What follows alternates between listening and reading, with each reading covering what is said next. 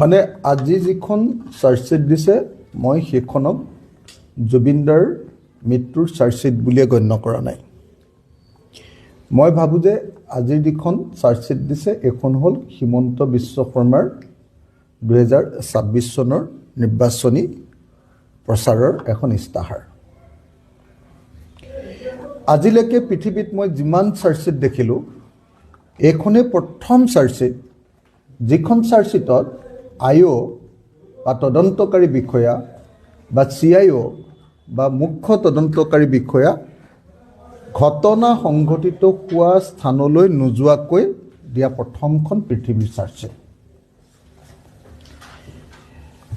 ইয়াত 7,000 পৃষ্ঠাৰ যে আপোনাৰ কাগজ দিছে বুলি কৈছে, 7,000 পৃষ্ঠা আৰু কিমান পৃষ্ঠা কিমান ডকুমেণ্ট দিছে বুলি ক'লে, 3,000 নে কিমান নে 3500 নে কিমান ডকুমেণ্ট দিলে বুলি ক'লে, 3500 ডকুমেণ্ট বুলি ক'লে।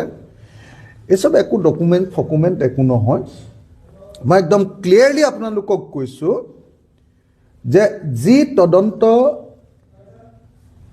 প্লেচ অফ অকাৰেঞ্চ বা য'ত ঘটিছে তালৈ নোযোৱাকৈ কৰা তদন্ত, সেই তদন্তই পৃথিৱীৰ কোনো কেছতে কেতিয়াও কোনো মানুহক ন্যায় দিব নোৱাৰে। জুবিনদাৰ মৃত্যু ঘটিছে ছিংগাপুৰত, তদন্ত কৰিছে দিছপুৰত। জুবিনদা যিখন সাগৰৰ পানীত ডুবি ঢুকালে সেই সাগৰৰ পানীটো বাৰু চাবলৈ যোৱা নাই এতিয়ালৈকে আইঅ'এ। তাৰপিছত যদি হিমন্ত বিশ্ব শৰ্মাই কয় যে মই এখন বৰ সাংঘাতিক চাৰ্জশ্বিট দিছোঁ, তেতিয়াহ'লে মই ক'ম যে তেনেকুৱা চাৰ্জশ্বিট মই 1 ছেকেণ্ডত ডাষ্টবিনলৈ দলিয়াই পেলাম। মই বাৰম্বাৰ কৈ আছিলোঁ যে ঠিক আছে, ফাৰ্ষ্ট পেজৰ চাৰ্জশ্বিট এখন দি দিয়া। ইয়াত তোমালোকে মটিভৰ ওপৰত চাৰ্জশ্বিটখন দি আছা যে কিয় হত্যাকাণ্ড হ'ল বুলি আগতে তোমালোকে নিজে ঠিক কৰি ল'লা যে হত্যাকাণ্ড হৈছে বুলি আমি দি দিম, আৰু কিয় হত্যাকাণ্ড হ'ল বুলি তোমালোকে পইচাৰ কেলেংকাৰী এটা বনাই ধুনীয়াকৈ তোমালোকে ঠিক আছে পইচাৰ কেলেংকাৰী হ'ব পাৰে তেনেকুৱা এটা তোমালোকে ডকুমেণ্ট বনাই ইয়াত দি দিছা।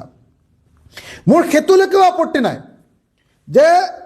যে কি কাৰণে হত্যাকাণ্ড হ'ল তাৰ মটিভটোৰ ওপৰত এখন চাৰ্জশ্বিট দিয়ক, কিন্তু হত্যাকাণ্ডটো কেনেকৈ সংঘটিত হ'ল, কোনে মাৰিলে, তাৰ কি পৰিস্থিতি, তাৰ ওপৰত যদি ষ্টেটমেণ্ট নাথাকে, তাৰ ওপৰত যদি এভিডেন্স তথ্য নাথাকে, আৰু তাৰ ওপৰত যদি ডকুমেণ্ট নাথাকে, দলিল, তেতিয়াহ'লে সেই তদন্ত এটা শূন্য তদন্ত, শূন্যত গদা ঘূৰোৱা এটা তদন্তৰ বাহিৰে আন একো নহয়।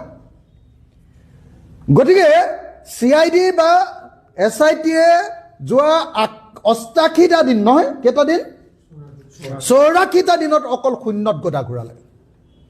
ইয়াক কয় শূন্যত গদা ঘূৰোৱা বুলি অসমীয়াত কয়। শূন্যত গদা ঘূৰালে। একবাৰৰ কাৰণেও তেওঁলোকে প্লেচ অফ অকাৰেঞ্চ বা য'ত ঘটনা ঘটিছে তাত গৈ তদন্ত কৰিবৰ কাৰণে কোনো ব্যৱস্থা নল'লে। নাম্বাৰ 1। নাম্বাৰ 2, মই বাৰম্বাৰ কৈ আছোঁ যে ভাৰতবৰ্ষৰ BNSS 2023 112 নম্বৰ যিটো ধাৰা তাত স্পষ্টকৈ কৈ দিছে যে বিদেশত ঘটনা ঘটিলে আমি নিশ্চিতভাৱে কোৰ্টৰ জৰিয়তে লেটাৰ্ছ ৰেগুলেটৰী পঠিয়াইহে কেৱল তদন্ত কৰিব পাৰিম আৰু তথ্য আনিব লাগিব। হিমন্ত বিশ্ব শৰ্মাই মোক উত্তৰ দিলে বিধানসভাত, বোলে নহয় আমি MLATৰ জৰিয়তে আনিলেও হৈ যাব। কিন্তু চেন্নাই কোৰ্টে স্পষ্টকৈ কৈ থৈছে যে MLATৰ জৰিয়তে আনিলে নহ'ব, MLAT থাকিলে বস্তু আনিব পাৰিব, কিন্তু সেইটো আনিব লাগিব কোৰ্টৰ জৰিয়তে। এতিয়ালৈকে ছিংগাপুৰৰ পৰা তেওঁ কৈছে যে নাই আমি ছিংগাপুৰৰ পৰা গভৰ্ণমেণ্টৰ পৰা অনা তথ্যৰ জৰিয়তে আমি এইটো প্ৰমাণ কৰি দিম। আৰু ছিংগাপুৰ গভৰ্ণমেণ্টে কৈছে যে জুবিন গাৰ্গৰ মৃত্যুটো হত্যাকাণ্ড নহয়। ছিংগাপুৰ গভৰ্ণমেণ্টে কৈছে যে জুবিন গাৰ্গৰ মৃত্যুত কোনো ধৰণৰ ফাউল প্লে নাই, কোনো ধৰণৰ বেমেজালি, কোনো ধৰণৰ কেলেংকাৰী নাই, সেইটো এটা স্বাভাৱিক মৃত্যু। আৰু তাৰ পাছত কৈছে যে ছিংগাপুৰৰ তথ্য আনি, ছিংগাপুৰ চৰকাৰে দিয়া তথ্য দি, ছিংগাপুৰ চৰকাৰে দিয়া এভিডেন্স দি আমি এইটো হত্যাকাণ্ড বুলি প্ৰমাণিত কৰিম। ইয়াতকৈ আৰু আভুৱা ভৰা ঘটনা কেতিয়াবা ঘটনা ঘটিছে? পৃথিৱীৰ মোক এটা গোচৰৰ নাম কওক যিটো গোচৰত এতিয়ালৈকে প্লেচ অফ অকাৰেঞ্চত তদন্ত নকৰাকৈ চাৰ্জশ্বিট দিয়া কৈছে। এইটোৱে অসমৰ জুবিন গাৰ্গৰ কেছটোৱে একমাত্ৰ পৃথিৱীৰ ঘটনা য'ত চাৰ্জশ্বিট দিয়া হৈছে অথচ IO আৰু CIO এতিয়ালৈকে ঘটনাস্থলীলৈ যোৱা নাই। গতিকে মই কৈ দিছোঁ, আপোনালোকক স্পষ্টকৈ কৈছোঁ যে জুবিন গাৰ্গৰ হত্যাকাৰীবিলাকক বচাবৰ কাৰণেহে আজি চাৰ্জশ্বিট দিয়া কৈছে। জুবিন গাৰ্গৰ হত্যাকাৰীক ফাঁচি দিবৰ কাৰণে বা জুবিন গাৰ্গৰ হত্যাকাৰীক যাৱজ্জীৱন কাৰাদণ্ড দিবৰ কাৰণে আজি চাৰ্জশ্বিট দিয়া কোৱা নাই।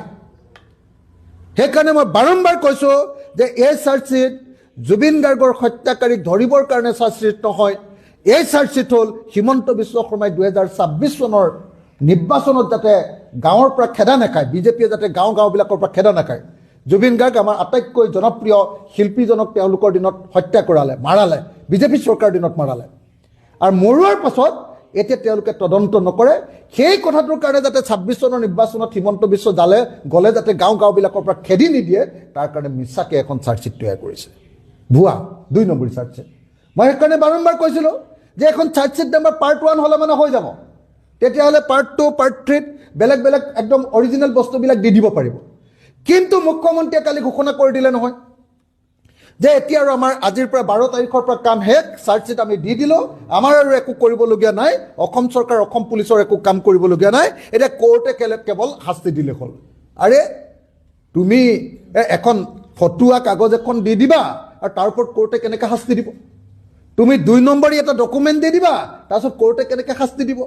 তাৰপিছত কোৰ্টক ন্যায় দিব বুলি কোৱাটো আৰু ৱালত মাথা মাৰি দিয়াটো একেটাই কাহিনী। মোক ন্যায় লাগে বুলি মই যদি ৱালত মাথা মাৰি দিওঁ, অথচ ন্যায়ৰ কাৰণে মই কোনো কাম কৰা নাই, কিবা কাম আছে নেকি কওক? গতিকে হিমন্ত বিশ্ব শৰ্মা হ'ল তেনেকুৱা ধৰণৰ এজন মুখ্যমন্ত্ৰী যিজনে জুবিন গাৰ্গৰ মৃত্যুটোক লৈ গোটেই জীৱনত খেলা কৰিছে, ৰাজনীতি কৰিছে। আজিৰ সেইকাৰণে যিখন চাৰ্জশ্বিট দিছে, এই চাৰ্জশ্বিটখনৰ ওপৰত অসমৰ মানুহে কোনেও বিশ্বাস কৰিব নালাগে। এইখন হ'ল হিমন্ত বিশ্ব শৰ্মাৰ 2026 নিৰ্বাচনৰ এখন ইস্তাহাৰ। এইখনত 26ত যাতে খেদা নাখায় গাঁৱৰ পৰা, যেনেকৈ কা আন্দোলনৰ সময়ত খেদা খাব খুজিছিলে, ঠিক তেনেকৈ এই জুবিন গাৰ্গৰ মৃত্যুৰ কাৰণে যাতে খেদা নাখায় তাৰ কাৰণে বনোৱা এখন কি ক'ব মিথ বা কল্পকাহিনী বা সাধু কথাৰ এখন কাহিনীয়ে হ'ল আজি দিয়াৰ চাৰ্জশ্বিটখন। মানে আজি যিখন চাৰ্জশ্বিট দিছে, মই সেইখনক জুবিনদাৰ মৃত্যুৰ চাৰ্জশ্বিট বুলিয়ে গণ্য কৰা নাই। মই ভাবোঁ যে আজিৰ যিখন চাৰ্জশ্বিট দিছে এইখন হ'ল হিমন্ত বিশ্ব শৰ্মাৰ 2026 চনৰ নিৰ্বাচনী প্ৰচাৰৰ এখন ইস্তাহাৰ।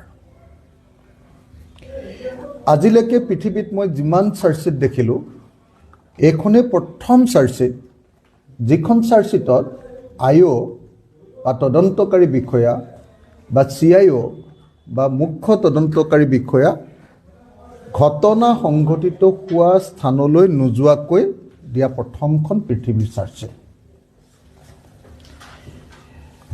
ইয়াত 7,000 পৃষ্ঠাৰ যে আপোনাৰ কাগজ দিছে বুলি কৈছে, 7,000 পৃষ্ঠা আৰু কিমান পৃষ্ঠা কিমান ডকুমেণ্ট দিছে বুলি ক'লে? 3,000 নে কিমান নে 3500 নে কিমান ডকুমেণ্ট দিলে বুলি ক'লে? 3500 ডকুমেণ্ট বুলি ক'লে।